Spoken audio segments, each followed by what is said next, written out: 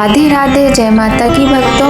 आप सभी का स्वागत करती हूँ स्पिरिचुअल ज्ञान साधना में और आप सभी से अनुरोध करती हूँ कि स्पिरिचुअल ज्ञान साधना को सब्सक्राइब कर लीजिए और बेल आइकन को प्रेस कर दीजिए ताकि आपको नई नई वीडियोस का नोटिफिकेशन मिल जाए। तेरा पल पल बीता जाए मुख से जप ले नमः शिवाय।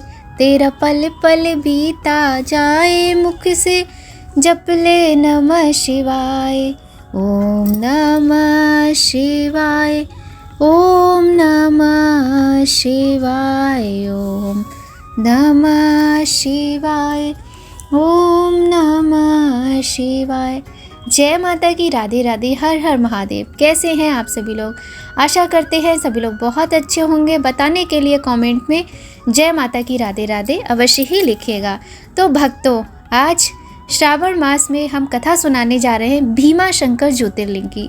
जी हाँ भक्तों, आज की कथा में आप सुनेंगे भीमा शंकर ज्योतिर्लिंग की कथा, जो कि महाराष्ट्र के भोरगिरी गांव खेड़ से करीब 50 किलोमीटर की दूरी पर और उत्तर पश्चिम पुणे से 110 किलोमीटर की दूरी पर है। पश्चिमी घाट के सह्याद्री पर्वत पर स्थित है। इस ज्योतिर्लिंग को मोटेश्वर ज्योतिर्लिंग के नाम से भी जाना जाता है और यहाँ पर भीमा नामक नदी भी बहती है। भगवान शिव के उन सुप्रसिद्ध 12 ज्योतिर्लिंगों में ये ज्योतिर्लिंग सम्मिलित है जिनमें पूरे ब्रह्मांड की शक्ति का वास माना जाता है। शैव परंपरा से संबंध रखने वालों और भोले के भक्तों के लिए ये स्थान बहुत महत्वपूर्ण है, जिनके दर्शन किए बिना भक्तों को तृप्ति नहीं मिलती। तो आज की वीडियो में हम कथा सुनेंगे भीमा शंकर ज्योतिर्लिंग की। इससे पहले कथा शुरू करें, आप सभी से एक बार निवेदन कर लेते हैं कि यदि चैनल पर पहली बार आए हैं तो सब्सक्राइब कर लीजिए, बेल आइकन को प्रेस कर दीजिए ताकि आपको ऐसी सुंदर कहानियाँ और महत्वपूर्ण वीडियोस की नोटिफिकेशन समय पर मिलती रहे। और शेयर भी कीजिएगा। कहानी आपको अच्छी लगे तो एक लाइक कीजिएगा। तो चलिए प्रारंभ करते हैं आज की कहानी। बोलिए गणेश भगवान की जय, गौरी शंकर भगवान की जय, लक्ष्मी नारायण भगवान की जय। तो चलिए भगवान भोलेनाथ का ध्यान करते हुए इस सुंदर श्रावण मास में भगवान भोलेनाथ की इस कथा का श्रवण करते हैं। भीमा शंकर ज्योतिर्लिंग का उल्लेख हमें शिव पुराण में मिलता है। शिव पुराण में इस ज्योतिर्लिंग की स्थापना से संबंधित कहानी के अनुसार कुंभकर्ण के पुत्र, जिसका नाम भीम था, अपने पिता की मृत्यु के रहस्य से अनजान था। उसे इस विषय में ज्ञात नहीं था कि उसके पिता की मृत्यु प्रभु श्री राम के हाथों हुई है। इसके पीछे का कारण यह है कि भीम कुंभकर्ण की मृत्यु होने के पश्चात जन्मा था। बस भीम की माता ने उसे कुंभकर्ण की मृत्यु के संबंध में सब जानकारी दी। यह सब जानने के बाद उसे श्री राम भगवान पर बहुत क्रोध आया और वह उनको मारने के लिए आतुर हो उठा। अपने पिता की मृत्यु का प्रतिशोध उसकी आंखों में अंगारे बनकर इस तरह दिखाई पड़ रहा था कि अब वह हर कीमत पर प्रभु श्री राम की हत्या करने के लिए इच्छुक था। अपने इस राक्षसी उद्देश्य को पूर्ण करने के लिए अब उसने तपस्या करना आरंभ कर दिया। भीम ने कई वर्षों तक कठोर तप किया। वर्ष बीतते गए किंतु उसकी तपस्या खत्म नहीं हुई। हर तरीके की परेशानियां, मुसीबतें, संकट आए किंतु उसने तपस्या करना नहीं छोड़ा। भीम की घोर तपस्या से ब्रह्मा जी इतने अधिक प्रसन्न हुए कि उसे विजयी होने का वरदान तक दे दिया। इस तरह जैसे ही भीम ने विजयी होने का वरदान प्राप्त किया, वह और भी अधिक निरंकुश और भयावह बन गया। अब केवल मनुष्य ही नहीं बल्कि देवलोक के सभी देवतागण उससे भयभीत रहने लगे। भीम जिससे भी युद्ध करता था विजय प्राप्त करता था। अपने इसी आतंक से राक्षसी भीम ने हर जगह पूजा पाठ बंद करा दिया। इससे सभी देवतागण और अधिक चिंतित हो उठे। अपनी परेशानी का हल खोजने के लिए अब उन्हें केवल भगवान भोलेनाथ की शरण दिखाई पड़ रही थी। सभी देवतागण चिंतित हालत में भगवान शिव जी के पास पहुँचे और भीम के द्वारा पृथ्वी और देवलोक पर मचाए जा रहे आतंक का सारा वृतांत कह सुनाया। भगवान शिव देवतागण की बात सुनकर स्वयं युद्ध के लिए तैयार हो गए। अब राक्षसी भीम और भगवान शिव का युद्ध आरंभ हुआ। भीम भले ही विजय प्राप्ति का वरदान हासिल किए बैठा था, परंतु वह किसी दैवीय शक्ति के आगे कभी भी कमजोर ही था। इस प्रकार भगवान शिव ने राक्षस भीम के साथ भीषण युद्ध कर उसे पराजित कर राख कर दिया। जब भगवान भोलेनाथ ने भीम पर विजय प्राप्त की तो प्रसन्नता से झूम उठे सभी देवताओं ने उनसे वहीं पर एक शिवलिंग के रूप में स्थापित होने का आग्रह किया। शिव जी ने देवताओं के विनम्र पूर्वक किए गए आग्रह को स्वीकार कर लिया और वे वहीं पर अपने निराकार रूपी ज्योतिर्लिंग में स्थापित हो गए। इसी शिवलिंग को आज भीमा शंकर ज्योतिर्लिंग के नाम से जाना जाता है। इस ज्योतिर्लिंग से जुड़ी दूसरी कहानी कुछ इस प्रकार है कि जब कुंभकर्ण का पुत्र भीम धरती पर अपना भय बनाए रखने के लिए पूजा पाठ बंद करवा रहा था, तभी एक दिन वहां पर भगवान शिव की तपस्या कर रहे कामरूपेश्वर नामक राजा को भीम ने देख लिया और उसे बंदी बनाकर कैद खाने में डाल दिया। राजा ने कैद खाने में भी भगवान शिव की तपस्या को जारी रखा और वहां पर एक शिवलिंग बना लिया। जब भीम को यह बात मालूम हुई कि राजा ने अभी भी पूजा करनी बंद नहीं की, तो उसने वहां पर स्थापित शिवलिंग को तोड़ने का प्रयास किया। हजारों लाखों कोशिशों के बावजूद भी भीम उस शिवलिंग को तोड़ पाने में असफल रहा।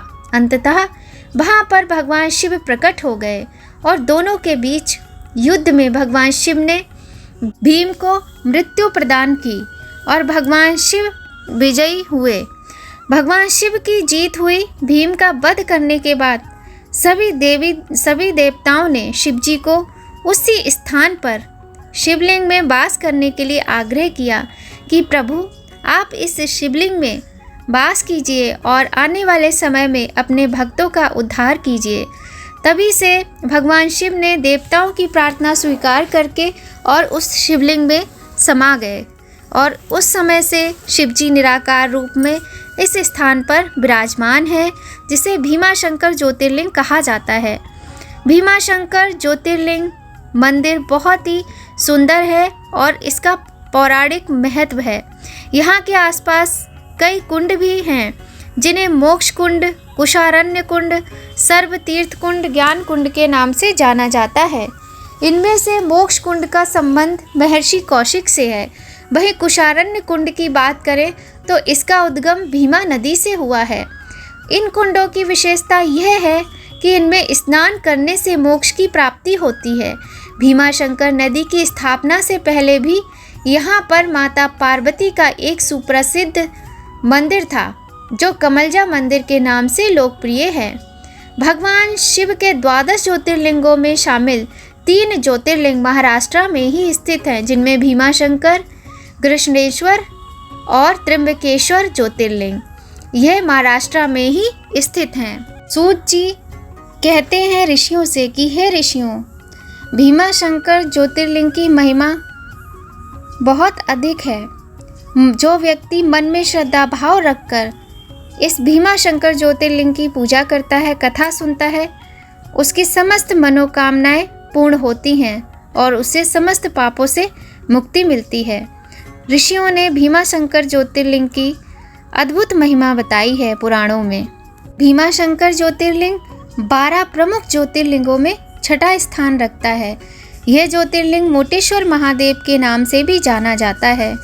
तो आज की कथा में हमने भीमाशंकर ज्योतिर्लिंग की सुंदर कथा सुनी। कहा जाता है कि भीमाशंकर ज्योतिर्लिंग के दर्शन करने से सभी ज्योतिर्लिंग के दर्शनों के समान ही फल प्राप्त होता है। तो जब भी आप करें, भीमाशंकर ज्योतिर्लिंग के भी दर्शन करके आएँ। और मनुष्य जीवन बड़ी मुश्किल से मिलता है, तो मैं तो यही कहूँगी कि जब तक हमारे बॉडी एक्टिव है, जब तक हमारे हाथ पैर अच्छे से चल रहे हैं, दर्शन कर लीजिए भगवान के। और कुछ नहीं है, खाना पीना, पहनना, पार्टी ये सब तो लगा रहता है, किंतु जो हमारी ये जो सांस्कृतिक धरोहर हैं, जो हमारी ईश्वरीय शक्तियाँ हैं चारों तरफ विद्यमान, उनके दर्शन करके अपने जीवन को कृतार्थ अवश्य ही करना चाहिए। और आपके घर में यदि आपके माता पिता हैं, बड़े बुजुर्ग हैं, तो उनकी इच्छा है तो उनकी इच्छा के अनुरूप उन्हें सुंदर सुंदर तीर्थों के दर्शन कराएं और भगवान का आशीर्वाद दिलवाएं और स्वयं उनका आशीर्वाद लेकर अपने जीवन को धन्य बनाएं। तो आशा करते हैं आज की कहानी आपको पसंद आएगी। अगर आपको भीमाशंकर ज्योतिर्लिंग महादेव की कथा थोड़ी भी अच्छी लगे तो एक लाइक अवश्य करें। वैसे तो भगवान की कथा है, अच्छी लगनी चाहिए, लेकिन मेरे द्वारा सुनाई गई कथा, मेरे मुख से सुनाई गई, मेरी वाणी से सुनाई गई कथा अच्छी लगे, यदि मेरे मुख से, मेरी वाणी से मुझसे कोई भूल चूक हुई हो तो उसके लिए मैं भगवान भोलेनाथ से और आप सभी से क्षमा प्रार्थी हूँ। कथा लाइक करें, हर हर महादेव कमेंट में लिखें और भगवान की कृपा प्राप्त करें। और सावन के इस सुंदर महीने में ढेर सारा प्यार, आशीर्वाद और सपोर्ट करें आपके अपने YouTube चैनल स्पिरिचुअल ज्ञान साधना को, जिससे कि ऐसे ही सुंदर सुंदर कथाएं भगवान से संबंधित लेकर आते रहें और बस आपसे मिलते रहें। तो चलिए आज की वीडियो का यहीं पर समापन करते हैं। मिलते हैं आपसे नई कहानी में, नई जानकारी में, नई वीडियो में। तब तक सभी लोग खूब खुश रहिए, स्वस्थ रहिए, प्रसन्न रहिए, अपना और अपने अपनों का ख्याल रखिए। और हाँ, अगर आपका मन करे तो कमेंट में जय माता की, राधे राधे, हर हर महादेव कुछ भी लिखिएगा। और यदि कोई भी भगवान के भक्त आज नए आए हो चैनल पर तो सब्सक्राइब कर लीजिए और जाकर पिछले वाले दिनों में जब से श्रावण मास प्रारंभ हुआ है चेक कीजिएगा। हमने शुरू पहले दिन से ही ज्योतिर्लिंग की कथाएं सुनाने का ये जो अपना सिलसिला है शुरू किया है, तो आप पीछे जाकर भी कथाएं सुन सकते हैं, सुंदर कथाओं का आनंद ले सकते हैं स्पिरिचुअल ज्ञान साधना पे। तो सभी लोग स्वस्थ रहिए, खुश रहिए, प्रसन्न रहिए, अपना और अपने अपनों का ख्याल रखिए। जय माता की, राधे राधे, हर हर महादेव।